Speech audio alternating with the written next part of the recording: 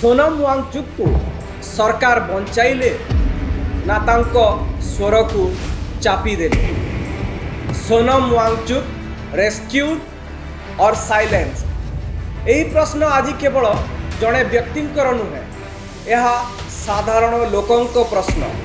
यह जीवन बंचाइबार ऑपरेशन थिला कि ना जुलाई 20 रे प्रस्तावित संसद मार्च पूर्वर आंदोलनर सबुठारु बड़ चेहरा को हटाइबार रणनीति थिला। यह केवल स्वास्थ्य को नहीं निष्पत्ति थिला ना संसदर अधिवेशन पूर्वर संभाव्य बड़ विरोध बड़ हंगामा को रोकिबार एक स्ट्रैटेजी एक अटेम्प्ट थिला। धला चादर नो कैमरा सकाळुआ ऑपरेशन ये सबू केवल एक संजोग थिला ना यह पछरे आउ किछि उद्देश्य रही। सोनम को सतरे बंचाई दियागला कि ना तांको स्वर को चापी दियागला। सरकार जहा कले सेटा आईन अनुसार ठीक थिला कि ना लोकतंत्रर आस्था को लोकतंत्रर आत्मा को प्रश्न करुवा एक घटना थिला। सकाळु सकाळु दिल्लीर जंतर मंतर रु एक एभली वीडियो एभली दृश्य सामना को आसिला जहा देखी अनेकंक मनरे गोटिए प्रश्न उठिथिला। धला चादर रे संपूर्ण ढांकी जड़े व्यक्ति को पुलिस उठाई नेउची, कैमरा अटका जाउची, लोकों को अटका जाउची, लोक माने पाटितुंड करूछंती, केही हाथ जोड़ुछंती, केही विरोध करूछंती, किंतु धला चादर भितरे थिबा सेही व्यक्ति को सीधा एम्बुलेंस रे बसाई हॉस्पिटल को निया जाउची। एठी प्रश्न हेउची से किए, से आतंकवादी, से कोनोसी अपराधी, कोनोसी बेआईन काम करिछंती ना सेही व्यक्ति जहाँ को चादर रे घोड़े की निया जाउची से हेले सोनम वांगचुक। सेही सोनम वांगचुक जहाँ को सारा देश जड़े समाजसेवी भावे जाने, जड़े इंजीनियर भावे जाने, जे आई स्तूप करिकी चर्चित होइछंती, जे अल्टरनेटिव स्टडीज पई एजुकेशनल इंस्टीट्यूट करिकी चर्चित होइछंती, जे रमन मैगसेसे पुरस्कार पाइछंती। एवं सेही सोनम वांगचुक जे गत 21 दिन धरी छात्र छात्री प्रसंग रे छात्र छात्री हक पाई आमरण अनशन रे बसिथिले। एही देश रे धला चादर साधारणतः दुईटी परिस्थिति रे देखा जाए। गोटिए जेतेबेले जनकर मृत्यु होइथाए आ द्वितीयटी जेतेबेले व्यवस्था चाहे जे जीवित मनीष को केही देखिबाकू न पारंतु, सिस्टमेटिक अटेम्प्ट कुहा जाई परिबो। तेणु एठी प्रश्न उठुची शनिवार सकाळे जंतर मंतर रे जहा घटिला सेही पदक्षेप ठीक थिला कि ना सरकार अत्यधिक कठोर हेई गले। गत 21 दिन धरी सोनम वांगचुक प्राय केवल पानी पी अनशन रे थिले, काहाकू किछि न जणाई, किंतु तांकू सकाळू उठाई निया गला। धला चादर रे संपूर्ण ढांकी सीधा सफदरजंग हॉस्पिटल को निया गला। आ सबुठो बड़ कथा हैला जेउ व्यक्ति सह कथा हेबा पई सरकार को पाखरे 21 दिन मध्य 5 मिनिटर समय मिली नथिला, सेही व्यक्ति को उठाइबा पई शह शह पुलिस पारामिलिटरी फोर्स एवं व्यापक सुरक्षा बलय भितरे तांकू सेही अनशन स्थलरू टेकी निया गला। एवं एठारू देश दुईटी भागरे विभक्त हैला। एही घटना परे दुई प्रकार मत आसिला।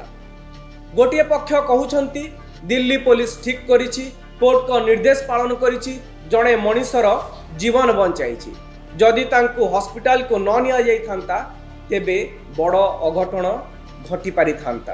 किंतु अन्य पक्षरे लोकों प्रश्न यह केवल हॉस्पिटल को नेबार एक तरीका थिला कि ना यह गोटे प्रकार बलपूर्वक हस्तक्षेप, केही तो यह को गिरफ नुहे अपहरण बोली मध्य कहउचंती, गोटे सिस्टमिक किडनैप बोली कहउचंती। तेबे आजिर दिन रे जोठी गणतंत्र अछि सेठी सरकार सोनम को सह आलोचना करिया पे काहे कि आगो को आसिलेनी। एही प्रश्न आज केवल विरोधींकर नुहे, साधारण लोकों मनरे मध्य एभली प्रश्न उंकी मारुछि। केते जण पचारि पारुछंती सेटा भिन्न कथा। कहानीटा आरंभ होइतिला खूब सरल दाबीरु। दर्शक बंधु, ए पूरा कहानी आरंभ होइतिला गोटे खूब सरल दाबीरु, गोटे युक्तियुक्त दाबीरु, छात्र छात्री को हक को नहीं। नीट परीक्षा रे अनियमिततार अभियोग, छात्र छात्री भविष्य को नहीं चिंता एवं केंद्र शिक्षा मंत्री धर्मेंद्र प्रधान को इस्तीफा दाबी। सही दाबी को नहीं जंतर मंतर रे अनशन रे बसिथिले सोनम वांगचुक एवं तांको सह आउ किछि छात्र छात्री ଓ କକରୋଜ ଜନତା ପାର୍ଟିର ସମର୍ଥକ। କିନ୍ତୁ ଠିକ୍ 21ତମ ଦିନରେ ସକାଳ ପ୍ରାୟ 7ଟା ସମୟରେ ପୋଲିସ ହାଇକୋର୍ଟଙ୍କ ନିର୍ଦ୍ଦେଶ କ୍ରମେ ସେ ଘଟଣାସ୍ଥଳକୁ ପହଞ୍ଚିଥିଲା ଏବଂ ପ୍ରାୟ 40 ମିନିଟ୍ ମଧ୍ୟରେ ସୋନମକୁ ସଫଦରଜଙ୍ଗ ହସ୍ପିଟାଲକୁ ଉଠାଇ ନିଆଗଲା। ଏଠାରେ ପ୍ରଶ୍ନ ଉଠୁଛି, ସରକାରଙ୍କୁ କଥାବାର୍ତ୍ତା କରିବା ପାଇଁ 21 ଦିନ ଭିତରେ ସମୟ ମିଳିଲା ନାହିଁ, କିନ୍ତୁ ଉଠାଇ ନେବା ପାଇଁ ମାତ୍ର 40 ମିନିଟ୍ ଯଥେଷ୍ଟ ହୋଇଗଲା କେମିତି? ଏହା ହଠାତ୍ ନିଷ୍ପତ୍ତି ଥିଲା କି ନା ଆଗରୁ ସବୁକିଛି ଯୋଜନାବଦ୍ଧ ଥିଲା? ରିପୋର୍ଟ କହୁଛି ସାଧା ପୋଷାକରେ ପୋଲିସ ଆସିଥିଲା। ସୂଚନା କେବଳ କିଛି ବରିଷ୍ଠ ଅଧିକାରୀଙ୍କ ପାଖରେ ଥିଲା। ଆମ୍ବୁଲାନ୍ସ ପାଇଁ ରାସ୍ତା ପୂର୍ବରୁ ଖାଲି କରାଯାଇଥିଲା। ଅର୍ଥାତ୍ ସବୁକିଛି ଯୋଜନାବଦ୍ଧ ଥିଲା, ପୂର୍ବ ନିର୍ଦ୍ଧାରିତ ଅନୁସାରେ ହୋଇଥିବାର ସଂକେତ ମିଳୁଛି। ଏବଂ ଏଇଠାରୁ ଆରମ୍ଭ ହେଉଛି ସବୁଠୁ ବଡ଼ ଚର୍ଚ୍ଚା। ସରକାର ଯାହା କଲେ ସେଇଟା ଆଇନ ଅନୁସାରେ ଠିକ୍ ଥିଲା କି ନା ଲୋକତନ୍ତ୍ରର ଆସ୍ଥାକୁ, ଲୋକତନ୍ତ୍ରର ଆତ୍ମାକୁ ପ୍ରଶ୍ନ କରୁଥିବା ଏକ ଘଟଣା ଥିଲା? ଏବେ ପ୍ରଥମେ ଶୁଣିବା ଯେ ସରକାର ଏବଂ ପୋଲିସର ପକ୍ଷ କ'ଣ। ପୁରା ଘଟଣାକୁ ନେଇକି ଦୁଇଟି ପକ୍ଷ ଆସୁଛି, କାରଣ ପ୍ରତ୍ୟେକ କାହାଣୀର ଦୁଇଟି ଦିଗ ଥାଏ। ଯେଉଁମାନେ ପୋଲିସର ଏହି ପଦକ୍ଷେପକୁ ସମର୍ଥନ କରୁଛନ୍ତି ସେମାନଙ୍କର ଯୁକ୍ତି ବହୁତ ସିମ୍ପଲ, ବହୁତ ସରଳ। ଧରନ୍ତୁ ଆପଣଙ୍କ ଘରର ଜଣେ ସଦସ୍ୟ ରାଗିକି ଖାଇବା ଛାଡ଼ିଦେଲେ। ଗୋଟିଏ ଦିନ, 2 ଦିନ, 3 ଦିନ, 1-2 ଦିନ ଧରିକି ଆପଣ ତାଙ୍କୁ ବୁଝାଇବେ, କିନ୍ତୁ ଯେତେବେଳେ ସେ ଉଠିବାକୁ ମଧ୍ୟ ସକ୍ଷମ ରହିବେ ନାହିଁ, ସକ୍ଷମ ହେବେ ନାହିଁ, ସେତେବେଳେ ଆପଣ କ'ଣ କରିବେ? ତାଙ୍କୁ ହସ୍ପିଟାଲ ନେବେ ନା ତାଙ୍କ ଜିଦ୍ ପୂରଣ କରିବେ? ପୋଲିସର କହିବା କଥା, ସୋନମଙ୍କ ସ୍ୱାସ୍ଥ୍ୟ ଗୁରୁତର ହୋଇପଡ଼ିଥିଲା। ତାଙ୍କ ଓଜନ ଅନେକ ହ୍ରାସ ପାଇସାରିଥିଲା। ବ୍ଲଡ୍ ସୁଗାର ଓ ବଡ଼ିର ଅନ୍ୟ ପାରାମିଟରରେ ମଧ୍ୟ ଫ୍ଲକ୍ଚୁଏଟ୍ ହୋଇଥିବାର ଡାକ୍ତରଙ୍କ ପାଖରେ ପ୍ରମାଣ ଥିଲା। ଡାକ୍ତରମାନେ ବିପଦର ସତର୍କ ସଂକେତ ଦେଇସାରିଥିଲେ। ହାଇକୋର୍ଟ ମଧ୍ୟ କହିଥିଲେ ରାଜ୍ୟ କାହାକୁ ମୃତ୍ୟୁ ମୁଖରୁ ଯିବାକୁ ଦେଇପାରିବ ନାହିଁ। ସେଥିପାଇଁ ତାଙ୍କୁ ହସ୍ପିଟାଲ ନେବା ଆଇନଗତ ଆବଶ୍ୟକତା ଥିଲା। ଏହି ଯୁକ୍ତିକୁ ସମ୍ପୂର୍ଣ୍ଣ ଭୁଲ ବୋଲି କହିହେବ ନାହିଁ, କାରଣ ଯଦି କୌଣସି ଅଘଟଣ ଘଟିଥାନ୍ତା ତାହେଲେ ସେହି ଲୋକମାନେ ସରକାରକୁ ପ୍ରଶ୍ନ କରିଥାନ୍ତେ ସମୟ ଥାଇ ମଧ୍ୟ କାହିଁକି ବଞ୍ଚାଇ ପାରିଲେନି। ତେଣୁ ଏହି ପକ୍ଷର ଯୁକ୍ତି ମଧ୍ୟ ଶୁଣିବା ଜରୁରୀ। ଏବେ ଆସୁଛି ଦ୍ୱିତୀୟ ପକ୍ଷର ଯୁକ୍ତି ଏବଂ ଏଇଠାରୁ ଆରମ୍ଭ ହେଉଛି ବଡ଼ ପ୍ରଶ୍ନ। ପ୍ରଥମ ପ୍ରଶ୍ନ, ଯଦି ସରକାରଙ୍କୁ ସୋନମଙ୍କ ସ୍ୱାସ୍ଥ୍ୟକୁ ନେଇ ଏତେ ଚିନ୍ତା ଥିଲା, ତେବେ ସେହି ଚିନ୍ତା 21ତମ ଦିନରେ କାହିଁକି ଆସିଲା? ସେହି ଚିନ୍ତା 21ତମ ଦିନରେ କାହିଁକି ମୁଣ୍ଡକୁ ଜୁଟିଲା? ପ୍ରଥମ ସପ୍ତାହରେ କାହିଁକି ନୁହେଁ? ଦ୍ୱିତୀୟ ସପ୍ତାହରେ କାହିଁକି ନୁହେଁ? କାହିଁକି ଯାଇ କଥା ହେଲେ ନାହିଁ ସରକାରଙ୍କ କୌଣସି ପ୍ରତିନିଧି? ଦ୍ୱିତୀୟ ପ୍ରଶ୍ନ, ଏହି ଲଢ଼େଇ କାହା ପାଇଁ ଥିଲା? ସୋନମଙ୍କ ବ୍ୟକ୍ତିଗତ ସ୍ୱାର୍ଥ ପାଇଁ ନା ଏହା ଥିଲା ଯେଉଁମାନଙ୍କ ଭବିଷ୍ୟତ ନିଟ୍ ବିବାଦ ପରେ ପ୍ରଶ୍ନବାଚୀ ହୋଇପଡ଼ିଥିଲା? ତେବେ ସେହି ଦାବି ଉପରେ ସରକାର କାହିଁକି ଆଲୋଚନା କଲେ ନାହିଁ? ଆଉ ତୃତୀୟ ପ୍ରଶ୍ନ, ଇଂରେଜ ଶାସନ ସମୟରେ ମଧ୍ୟ ଆନ୍ଦୋଳନକାରୀଙ୍କ ସହ ଆଲୋଚନା ହୋଇଥିଲା। ଆଜି ସ୍ୱାଧୀନ ଭାରତରେ ଗୋଟିଏ ବୈଠକ ମଧ୍ୟ କାହିଁକି ହୋଇପାରିଲା ନାହିଁ? ଲୋକତନ୍ତ୍ରରେ ବାର୍ତ୍ତାଳାପ, ଆଲୋଚନା, ଡିସ୍କସନ୍ ସବୁଠାରୁ ବଡ଼ ଅସ୍ତ୍ର।